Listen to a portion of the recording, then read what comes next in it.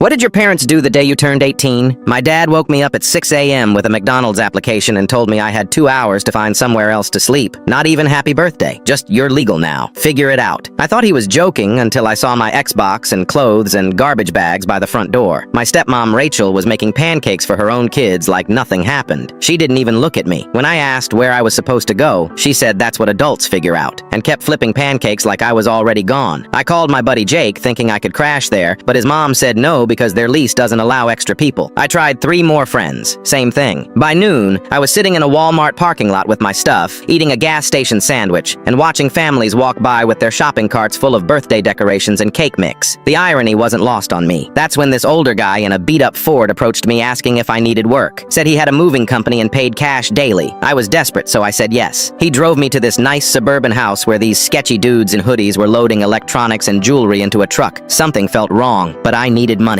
Then I heard a woman screaming from inside the house, begging them to stop. They weren't movers. They were robbing the place and wanted me as a lookout while they cleaned out the master bedroom. I grabbed my bags and ran down the street as fast as I could. Left my Xbox behind because I wasn't going to jail for my dad's garbage parenting. I ended up at a 24-hour Denny's with like $12 trying to make 1 coffee last all night. The waitress kept refilling it and pretending not to notice I was basically homeless. Her name tag said Maria, and she had kind eyes behind thick glasses. Around 3 a.m., this woman in scrubs sat across from me. Turns out she was the night manager finishing her double shift. She asked if I was okay, and I just started crying like a little kid. Told her everything about my dad, Rachel, the robbery, sleeping in parking lots. She said her son was about my age and lived in California now, and she missed having someone to take care of. She gave me her couch for the night. Her apartment smelled like vanilla candles and old coffee, and she made me scrambled eggs at 4 a.m. without asking if I was hungry. Just put the plate in front of me and said, "Eat up, sweetie." Next morning, she drove me to her church in her old Honda and introduced me to Pastor Mike. He ran a program helping kids who aged out of foster care and teenagers in tough situations. Got me a job at the church doing maintenance and let me stay in their guest room above the fellowship hall until I saved enough for an apartment. The work was simple but honest. Fixing broken chairs, painting walls, cleaning gutters, setting up for Wednesday night dinners. Nobody asked questions about my past or why I showed up with everything I owned in garbage bags. 3 months later, I ran into my dad at Home Depot in the plumbing section. He was with Rachel buying stuff for their kitchen remodel. He saw me in my work uniform with Grace Community Church on the back and asked how I was doing, like we were old friends meeting for coffee. I told him I was good, no thanks to him. He got defensive and said he was teaching me responsibility and that I'd thank him someday when I was successful. Rachel just stood there looking uncomfortable, shifting her weight from foot to foot and staring at the floor tiles. I told him the only thing he taught me was how not to treat my future kids. As I walked away toward the exit, I heard Rachel whisper, "Maybe we should have called to check on him." But my dad cut her off with, "He's fine. Look at him. Sometimes tough love works."